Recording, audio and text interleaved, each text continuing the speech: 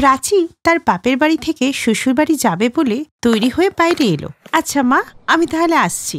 আচ্ছা মা, সাবধানে যাস। আর শোন, এই ট্যাক্সি ড্রাইভারকে টাকা দিবি না, ও তো দুঃসম্পর্কের কাকু হন।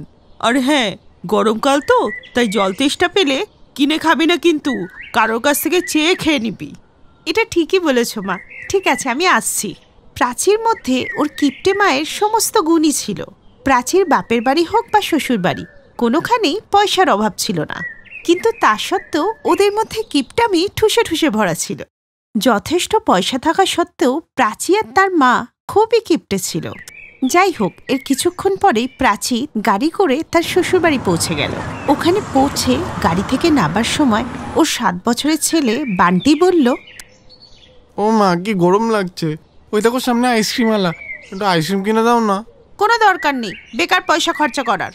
মনে আছে 5 দিন আগে তুই বিছানার চাদরে একটু আইসক্রিম ফেলেছিলিস? ওটাই আমি যত্ন করে ফ্রিজে তুলে রেখে দিয়েছি। একদিনে ওটা ভালোই জমে গেছে, ঘরে গিয়ে ওটাই খাবি। উমেশ কাকু ওর এই কিপটেমি দেখে হতভম্ব হয়ে যায়, তাই আর পয়সা চাওয়ার সাহস করে না। প্রাচীর স্বভাবই এরকম ছিল। ভিতরে এসে সে শাশুড়িকে প্রণাম করে তার ছেলে বান্টিকে ওই আইসক্রিমটা দিয়ে দেয়। তখনই তার ননদ রিয়া ওখানে আসে। কিরে বান্টি, হিরো আমার, কেমন আছিস? বৌদি, তুমি কখন এলে? কি বৌদি, 3-4 দিন থেকে এলে? নিশ্চয়ই মিষ্টি টিষ্টি নিয়ে এসছে, তাই না? ও মিষ্টি, 1 মিনিট দাঁড়াও, আমি নিয়ে আসছি। এই বলে প্রাচী ভিতরে গিয়ে ব্যাগ থেকে একটা প্লাস্টিকের বক্স বার করে, যাতে আটা দিয়ে তৈরি লাড্ডু ছিল। এই নাও, এটা খাও, মা পাঠিয়েছে। এটা কি বৌদি? এটা আটার লাড্ডু। আরে রেশনে কম দামে আটা আর চিনি পাওয়া যায় তো, ওই দিয়েই বানিয়ে দিয়েছে। না হলে বলো, বাজারে এখন মিষ্টির কত দাম। হে ভগবান, আমি কি করে এটা ভুলে গেলাম যে বৌদি কোন কঞ্জুসের পরিবার থেকে এসেছে। বৌদি, আমার এখন খিদে নেই, আমি সন্ধেবেলা খাবো।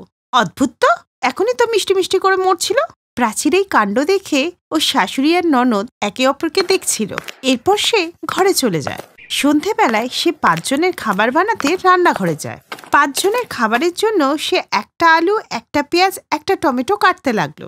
কিপটে প্রাচী খোসা সমেতই আলু পেঁয়াজ কাটছিল। বৌমা, এটা কি? সবজির খোসা তুমি একসাথে কেটে দিলে? মা, আপনিই বলুন না। সবজিওয়ালা যখন আলু পেঁয়াজ মেপে দেয় তখন তো খোসা সমেতই দেয়। তা যখন পয়সা দিয়ে এগুলো কিনতে হবে তখন ফেলবো কেন? হে ভগবান, ওকে তো দেখে মনে হয় ও আগের জন্মে কিপ্টে দেশের মহারানী ছিল। প্রাচীর কিপটেমিতে বাড়ির সবাই খুব বিরক্ত ছিল। পরের দিন দুপুরবেলা বান্টি যখন স্কুল থেকে ফিরল, মা, খুব গরম লাগছে, একটু এসিটা চালিয়ে দাও না। পাগল হয়ে গেছিস নাকি? জানিস এসির কত বিল ওঠে? গরম লাগলে এক কাজ কর, বাথরুমে 8 বালতি জল রাখা আছে, ওটা নিয়ে স্নান করে নে। আর শোন, সাবান মাখার কোনো দরকার নেই, কালকে তো সাবান মেখেছিলিস, শুধু জল দিয়ে স্নান করে চলে আয়। এই শুনে বান্টি মুখ বাঁকিয়ে বাথরুমে চলে যায়। বৌমা, কিপটেমির একটা সীমা থাকা উচিত। ও তো তোমার একমাত্র ছেলে, অন্তত ওর সাথে কিপটামি করো না। কিন্তু প্রাচীর ওপর তার শাশুড়ির এই কথার কোনো প্রভাবই হলো না। এর কিছুদিন পর, প্রাচী, এনাও 20,000 টাকা ঘর খরচের। কাল বাজার থেকে কিছু ভালো সবজি এনো তো। হ্যাঁ হ্যাঁ, নিয়ে আসবো। এই বলে রনি প্রাচীকে টাকা দিয়ে অফিসে চলে যায়। এরপরে ঘরের সমস্ত কাজ সেরে প্রাচী যখন ঘরে পৌঁছায় তখন ও একটা সবজিওয়ালার আওয়াজ শুনতে পায়। ক্যাপসিকাম, আলু, পেঁয়াজ, রসুন নিয়ে নাও। বাইরে যা রোদ উঠেছে, কে যাবে বাজার থেকে সবজি আনতে? তার থেকে বরং ওই সবজিওয়ালাটার কাছ থেকেই নিয়ে নি। এই ভেবে প্রাচী বাইরে ওই সবজিওয়ালার কাছে যায়। দাদা, এই কড়াইশুঁটি কত করে? 40 টাকা কেজি। এত দাম? আর বাঁধাকপি, ক্যাপসিকাম এগুলো? আরে দিদি, সবকিছুর একই রেট। সবজি বিক্রি করছো না লোকেদেরকে লুট করছো? না না, এত দাম দিয়ে আমি সবজি কিনবো না। কি পাগল মহিলা রে মাইরি, রোজ সবজির দাম জিজ্ঞেস করে চলে যায়। এরপরে সে সন্ধেবেলা 6 কিলোমিটার হেঁটে সবজির পাইকারি বাজারে চলে যায়। আর সেখানে গিয়েও সে সবজিওয়ালাদের সাথে এইভাবে দর কষাকষি করছে। আরে ম্যাডাম, যেটা দাম চলছে সেটাই তো বলবো। আর আপনার যদি এর থেকেও সস্তায় যায় তাহলে ভোর 5টার সময় চলে আসবেন সবজি বাজারে। ওই সময় বাসি পচা সবজিগুলো জলের দামে বিক্রি হয়ে যায়, চলে আসবেন আর নিয়ে যাবেন যত ইচ্ছা। কি, জলের দামে সবজি?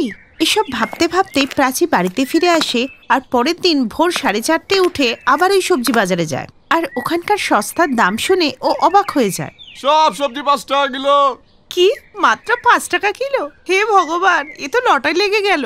মানছি বাঁধাকপিতে একটু দাগ আছে আর টমেটো একটু পচা, ও ঠিক আছে, সব তো একসাথে পেটেই যাবে। আর সকালে তো সেই ফ্ল্যাশই করতে হবে, আর এমনিতেও রান্নার পর তো সব সবজি একই দেখতে লাগে, তাহলে এখানে ফ্রেশ কিনবো, সাশ্রয় হলেই যথেষ্ট। এই বলে প্রাচী ঝটপট করে ওই বাসি আর পচা সবজিগুলো কিনে বাড়িতে চলে আসে। উফ, এই সব সবজিগুলো কিনতে তো মিনিমাম 500 টাকা লাগতো, আমি 100 টাকায় সব কিনে নিয়ে 400 টাকা বাঁচিয়ে ফেললাম।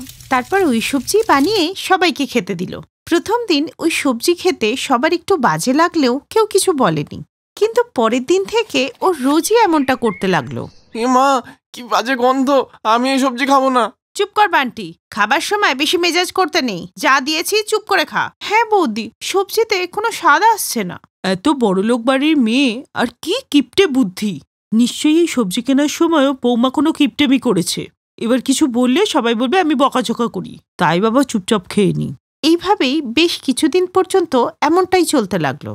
এরপর একদিন যখন পিসি শাশুড়ি দিল্লি থেকে ওদের বাড়িতে এলো, তখনও প্রাচী ওই পচা সবজি রান্না করে খাওয়ালো। তারপর মানছি আমার শ্বশুরবাড়ির লোক গরিব, কিন্তু এই ধরনের পচা সবজি আমরা কোনোদিনও খাইনি। এত ধনী হয়ে কি লাভ যদি এই পচা সবজির রান্না খেতে হয়? আমি গন্ধ শুকে বলে দিতে পারি সবজি কতদিনের পচা। হ্যাঁ পিসি, গত 1 মাস ধরে তো এটাই খাচ্ছি, আমারও যেন কেমন একটা লাগছে। তখনই ছোট বান্টি পেটে হাত দিয়ে জোরে জোরে কাঁদতে লাগে। ও মা, পেটে খুব ব্যথা করছে গো মা। তারপর শাশুড়ি আর বরেরও পেট খারাপ হলো। এইসব দেখে প্রাচী ঘাবড়ে গেল। আরে, তোমাদের সবার হঠাৎ করে কি হলো? বৌমা, আমার মনে হচ্ছে এদের সবাইকে তাড়াতাড়ি হসপিটালে নিয়ে যেতে হবে। এরপর প্রাচী আর পিসি মিলে সবাইকে ট্যাক্সি করে হসপিটালে নিয়ে গেল। দেখুন, ওনাদের পচা খাবারের জন্য ফুড পয়জনিং হয়েছে। এসব কিছু আমার জন্যই হচ্ছে। আমি তো ভেবেছিলাম কিপটামি করে একটু পয়সা বাঁচাবো, কিন্তু আমি তো সবার শরীর খারাপ করে ফেললাম। বৌমা, সঞ্চয় করা দরকার, কিন্তু সেটা স্বাস্থ্যের সাথে আপোষ করে নয়। পচাগলা জিনিস সস্তায় পাওয়া যায় ঠিকই, কিন্তু তার মাসুল অনেক বড় হয়। আপনি একদম ঠিক বলেছেন। কিছুক্ষণ পরে ওরা বাড়িতে ফিরে আসে। প্রাচী নিজের ভুল বুঝতে পারে আর সবার কাছে ক্ষমা চায়। আমাকে ক্ষমা করে দাও, আমি বুঝতে পেরেছি সঞ্চয় করা ভালো, কিন্তু সেটা পরিবারের লোকেদের স্বাস্থ্যের বিনিময়ে নয়। ওই দিনের পর থেকে প্রাচী নিজের কিপটেমির স্বভাব ছেড়ে দেয়। ও এটা বুঝতে পারে যে কিপটেমি না ছাড়লে ওর পরিবারের সদস্যদের প্রাণ সংশয় হতে পারে।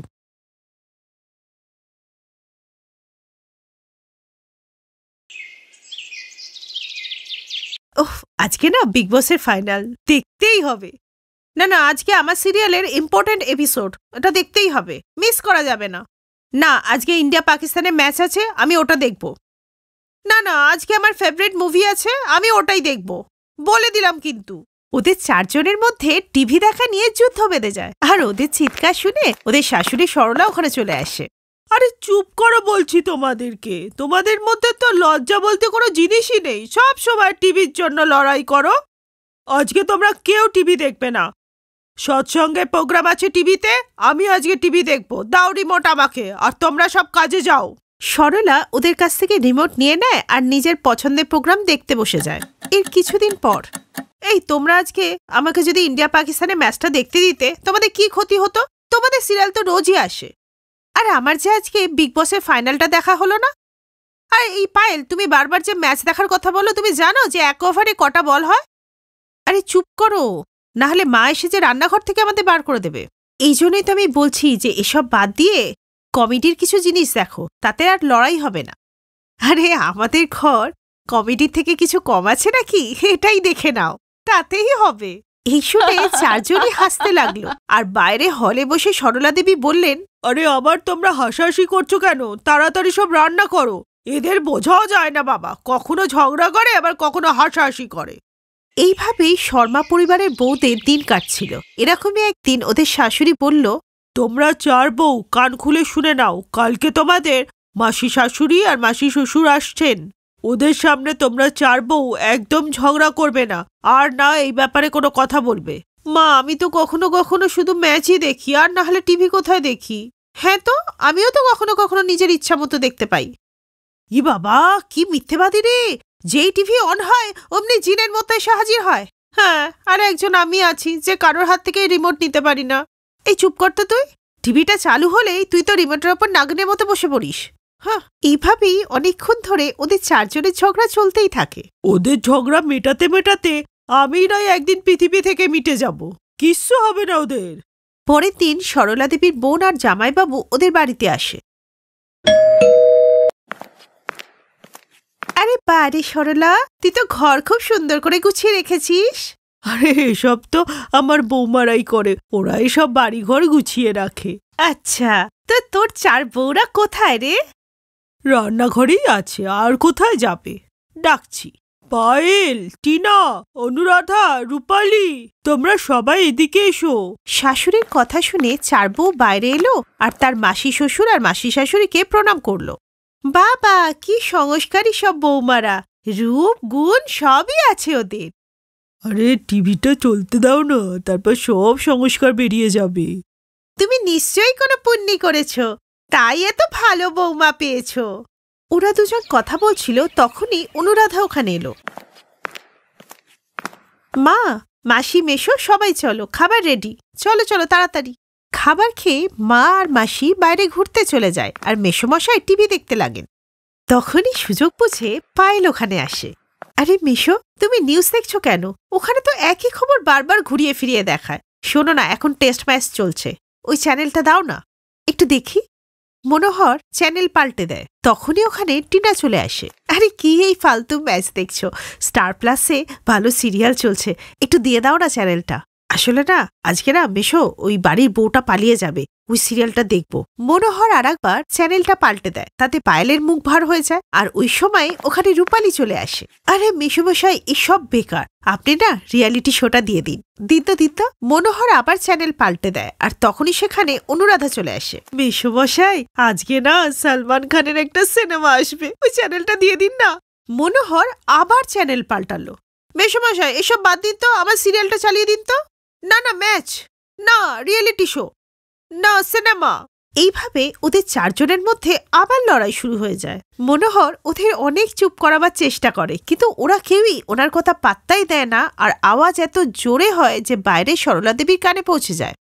এ ভগবান, মনে হচ্ছে আবার ওদের মধ্যে ঝগড়া লেগেছে। কিসের ঝগড়া? এরপর সরলা দেবী আর মাসি ঘরে আসে। এ বাবা, এ কি? আরে এটাই তো আমার বৌমাদের সব থেকে বড় প্রবলেম। এমনিতে ওরা খুব ভালো, কিন্তু টিভিতে নিজের পছন্দ মতো অনুষ্ঠান দেখার জন্য ওরা পাগল।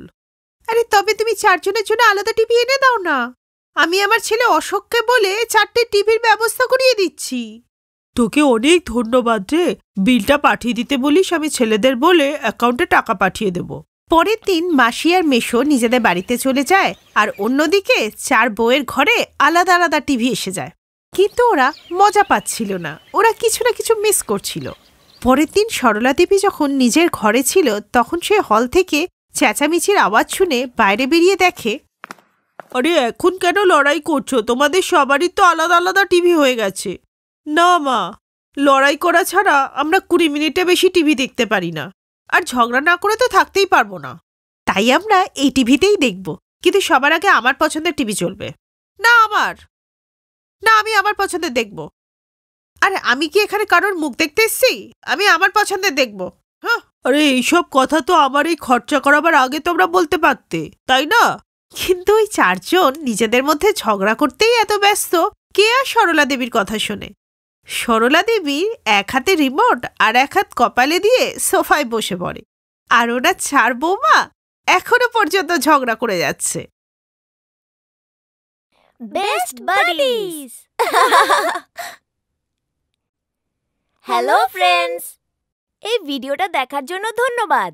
যদি এই ভিডিওটা তোমাদের ভালো লেগে থাকে তাহলে প্লিজ লাইক, সাবস্ক্রাইব আর কমেন্ট অবশ্যই করবে এই ভিডিওতে। আর হ্যাঁ, শেয়ার করতে ভুলো না কিন্তু। আরো অনেক মজাদার ভিডিও দেখার জন্য নিচে দেওয়া এই বেল আইকনটাকে প্রেস করো। দেখতে থাকো বেস্ট বাডিজ।